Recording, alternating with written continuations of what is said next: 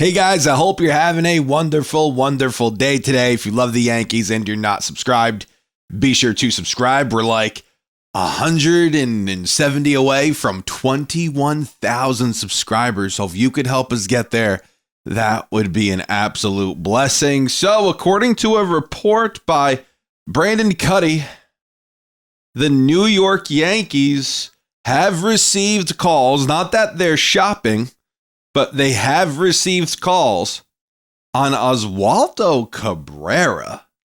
Let me know how you guys feel about that down in the comments. If the price is right, do you trade Oswaldo Cabrera?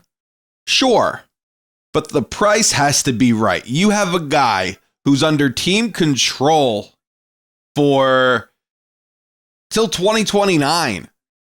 That's a long time yet. 4 more seasons. That's a while.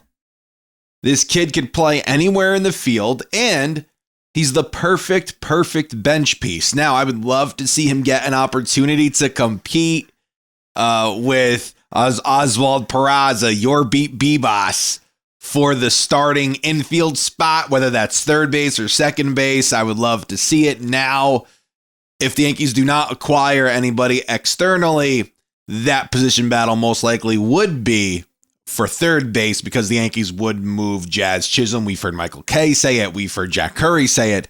They would likely move Chisholm over there to second base. That's what they kind of actually want to do.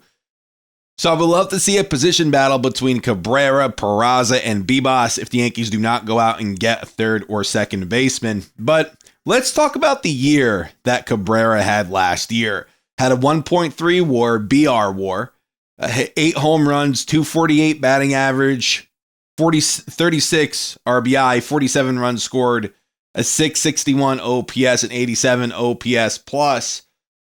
The first month of the season, the month of April, was pretty kind to him, at least when it came to batting average. He hit 250, but a 670 OPS. Month of May, numbers went down. His OPS went down to 539. Then the month of June, OPS 629. So his lack of production led the Yankees to trade. His lack of production and LeMahieu's led the Yankees to trade for Jazz Chisholm.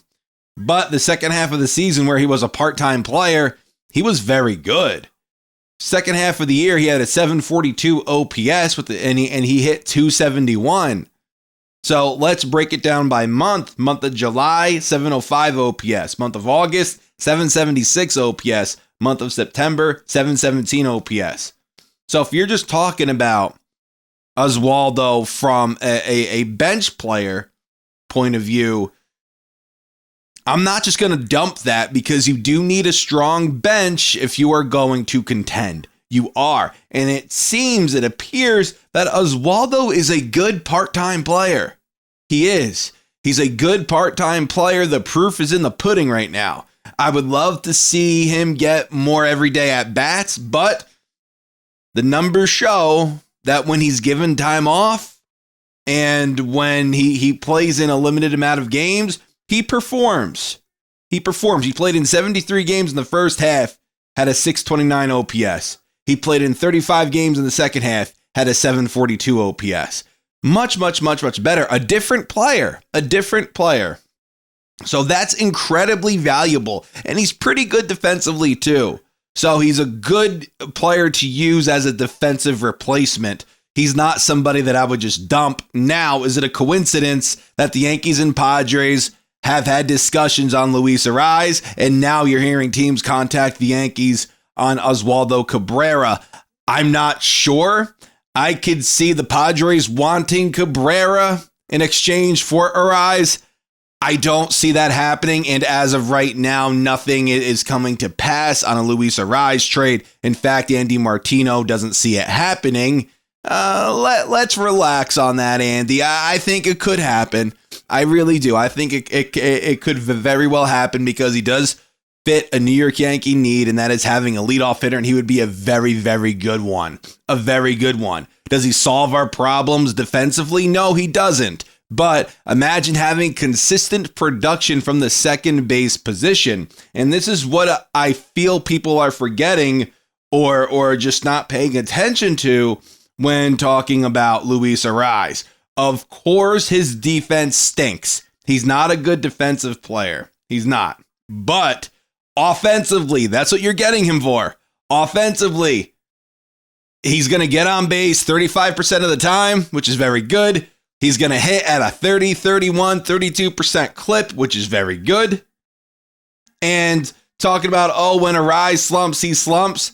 His worst month last year was the month of June. He hit 257. Month of April hit 299. Month of May hit 389. Month of June, 257. July, 279. August, 317. He ended the year so strong. August, 317. September, October, 340. You're telling me that you don't want this guy? In fact, in those 3 months, his OPS increased. And I understand, Yankee Stadium, a lot of those hits could be, line outs. Okay, so what? His batting average drops a couple points, but his power would increase. Some of those flyouts that he had during the course of the season, maybe at the wall, wouldn't be flyouts at Yankee Stadium. Right? They wouldn't be flyouts, especially if he pulls it. And there were, according to his baseball savant, he did have a couple extra base hits that would have been home runs at Yankee Stadium. So if you're talking just his average dropping a little bit with an increased OPS, why wouldn't you get him? He would hit 290 at that point with like a 740 OPS. Sign me up for that. Put him in the leadoff spot. Sign me up for that. He would have 100 runs scored. Hitting ahead of Aaron Judge. 100 runs scored.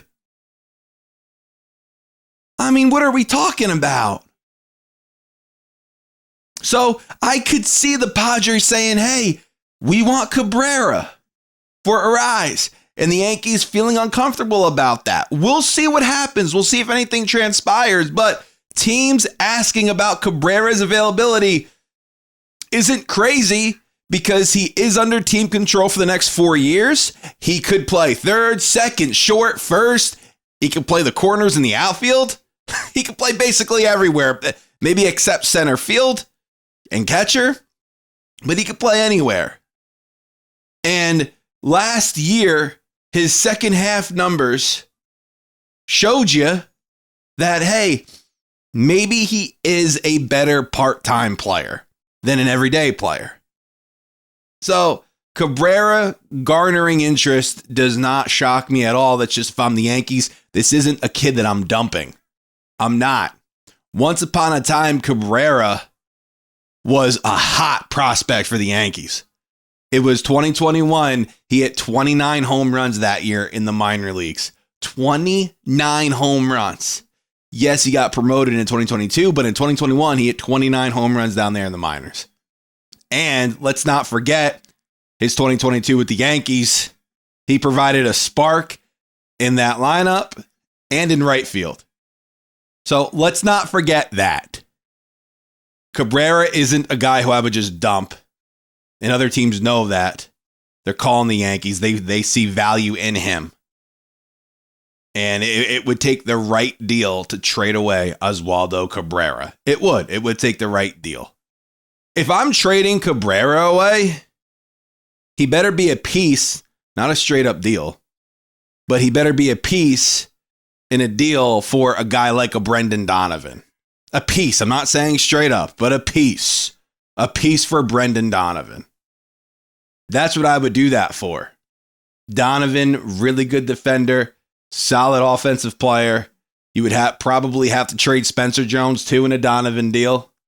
But if I have to part with Oswaldo Cabrera, Donovan is a guy that I would part. That would have me part with Cabrera over. Maybe even Arise, but we have to see the kind of package. But listen, let me know what you guys think down in the comments. Thank you guys so much for watching. This is Joe, and until next time, signing out.